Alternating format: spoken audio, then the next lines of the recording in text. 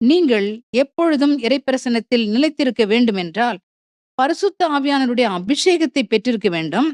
உன்னத வல்லமையினாலே நிரம்பி இருக்க வேண்டும்.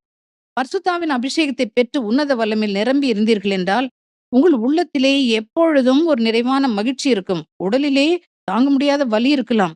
சுற்றி இருக்கிறவர்கள் நம்மை தொத்திக்கொண்டே இருக்கலாம். வறுமை இருக்கலாம்.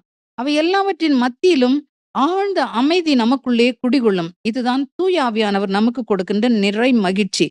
இந்த மகிழ்ச்சி எதுவுமே எடுக்க முடியாது. துன்பத் துயரங்களோ, வேதனைகளோ, இழப்பு தவிப்புகளோ எதுவுமே தூய பவுல் ரோமையர் 8ல சொல்வது போல, "எதுதான் என்னை ஆண்டவரோட அன்பிலிருந்து பிரிக்க முடியும்?" பட்டியலிடுகின்றார் அதுல.